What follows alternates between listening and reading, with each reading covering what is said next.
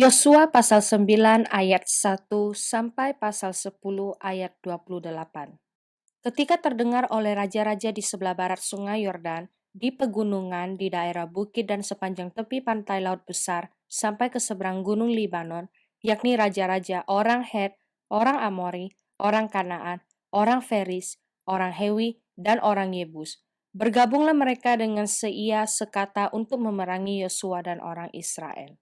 Tetapi ketika terdengar kepada penduduk negeri Gibeon apa yang dilakukan Yosua terhadap Yeriko dan Ai, maka mereka pun bertindak dengan memakai akal.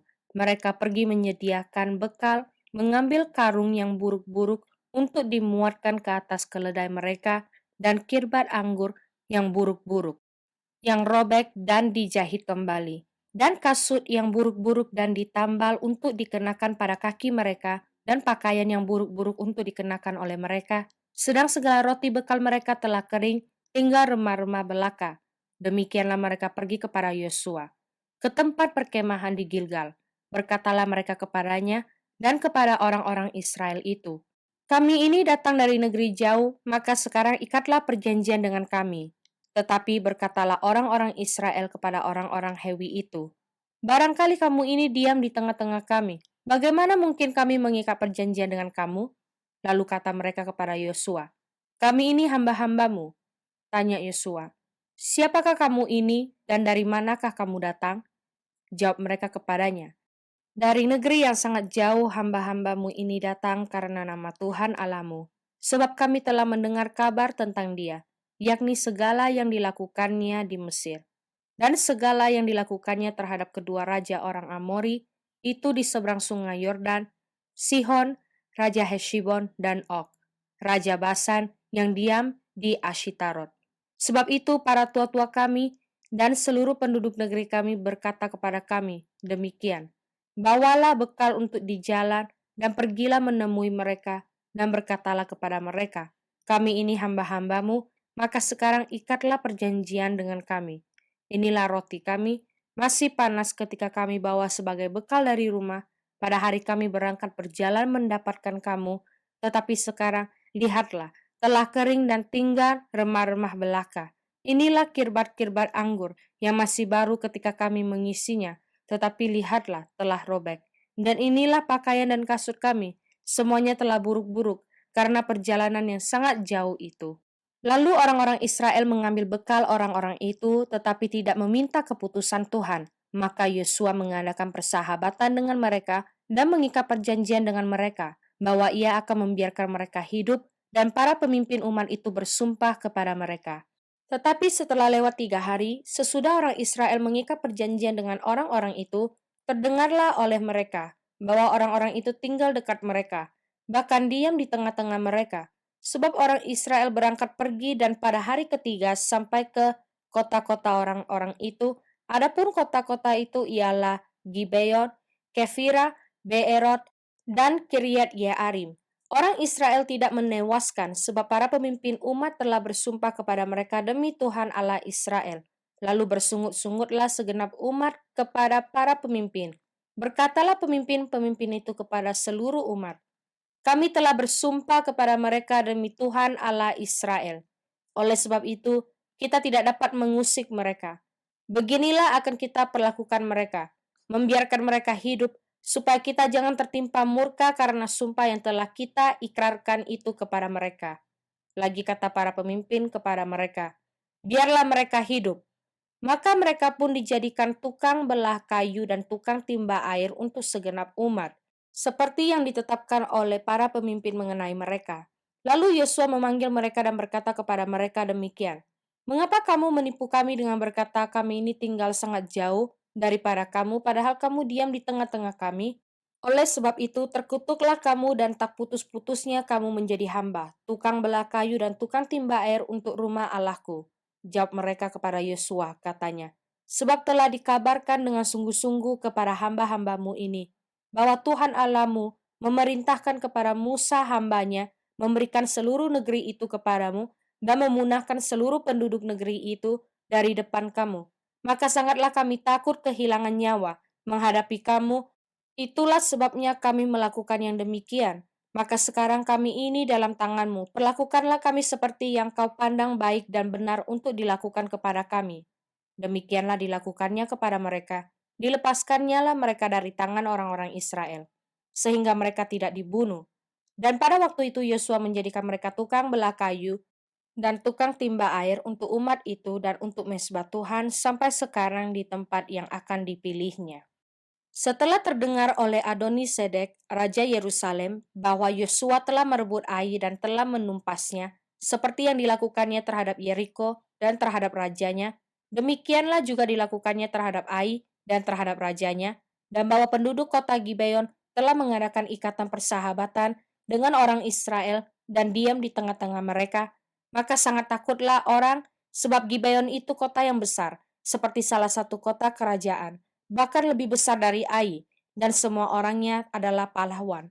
Sebab itu, Adoni-Sedek, Raja Yerusalem, menyuruh orang kepada Hoham, Raja Hebron, kepada Piream, Raja Yarmut, kepada Yafia, Raja Lakis, dan kepada Debir, Raja Eglon, mengatakan, Datanglah kepadaku dan bantulah aku supaya kita menggempur Gibeon, karena telah mengadakan ikatan persahabatan dengan Yosua dan orang Israel. Lalu kelima raja orang Amori itu berkumpul dan bergerak maju. Raja Yerusalem, Raja Hebron, Raja Yarmut, Raja Lakis, dan Raja Eglon, mereka beserta seluruh tentara mereka. Mereka berkemah mengepung Gibeon dan berperang melawannya. Lalu orang-orang Gibeon itu menyuruh orang kepada Yosua ke tempat perkemahan di Gilgal, mengatakan, Jangan menarik tanganmu daripada hamba-hambamu ini. Datanglah dengan segera kepada kami. Lepaskanlah kami dan bantulah kami. Sebab semua raja orang Amori yang diam di pegunungan telah bergabung melawan kami. Lalu Yosua bergerak maju dari Gilgal, dia dan seluruh tentara yang bersama-sama dengan dia, semuanya pahlawan yang gagah perkasa. Berfirmanlah Tuhan kepada Yosua, Janganlah takut kepada mereka, sebab aku menyerahkan mereka kepadamu. Tidak seorang pun dari mereka yang akan dapat bertahan menghadapi engkau. Lalu Yosua menyerang mereka dengan tiba-tiba, setelah semalam-malaman bergerak maju dari Gilgal, dan Tuhan mengacaukan mereka di depan orang Israel. Sehingga Yosua menimbulkan kekalahan yang besar di antara mereka dekat Gibeon, mengejar mereka ke arah pendakian Bet Horon dan memukul mereka mundur sampai dekat Aseka dan Makeda. Sedang mereka melarikan diri di depan orang Israel dan baru di lereng Bet Horon, maka Tuhan melempari mereka dengan batu-batu besar dari langit sampai ke Azeka, sehingga mereka mati. Yang mati kena hujan batu itu adalah lebih banyak dari yang dibunuh oleh orang Israel dengan pedang. Lalu Yosua berbicara kepada Tuhan. Pada hari Tuhan menyerahkan orang Amori itu kepada orang Israel.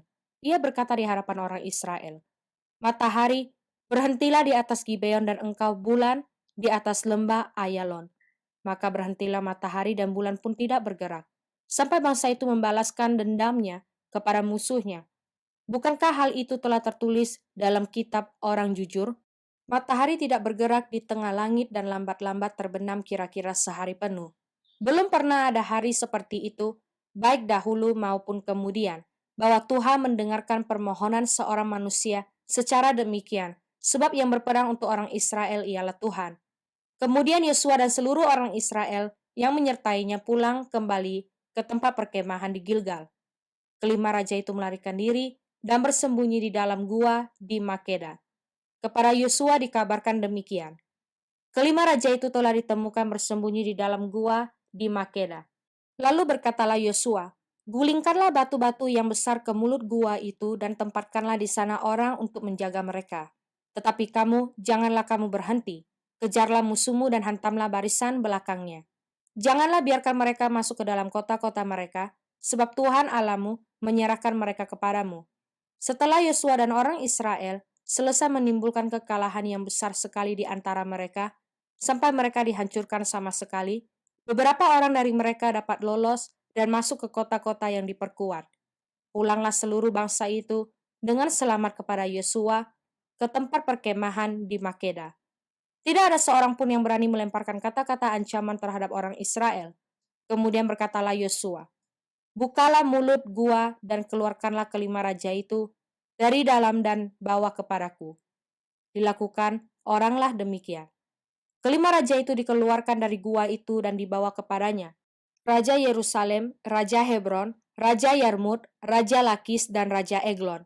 Setelah raja-raja itu dikeluarkan dan dibawa kepada Yosua, maka Yosua pun memanggil semua orang Israel berkumpul dan berkata kepada para panglima tentara yang ikut berperang bersama-sama dengan dia, "Marilah dekat, taruhlah kakimu ke atas tengkuk raja-raja ini."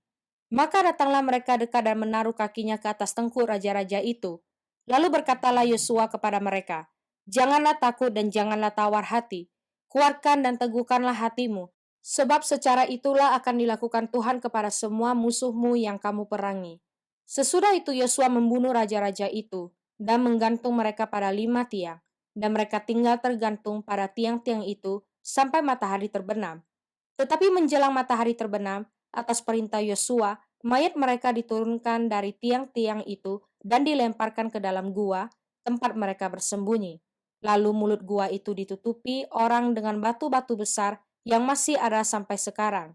Pada hari itu Yosua merebut Makeda dan kota itu dipukulnya dengan mata pedang, juga rajanya. Kota itu dan semua makhluk yang ada di dalamnya ditumpasnya, tidak ada seorang pun yang dibiarkannya lolos, dan Raja Makeda diperlakukannya seperti telah diperlakukannya Raja Yeriko.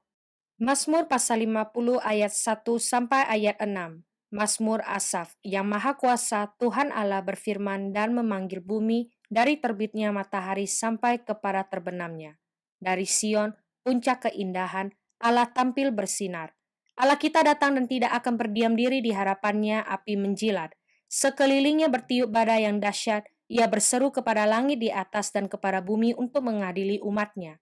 Bawalah kemari orang-orang yang kukasihi yang mengikat perjanjian dengan aku berdasarkan korban sembelihan. Langit memberitakan keadilannya sebab Allah sendirilah hakim. Selah. Amsal pasal 11 ayat 30 sampai ayat 31.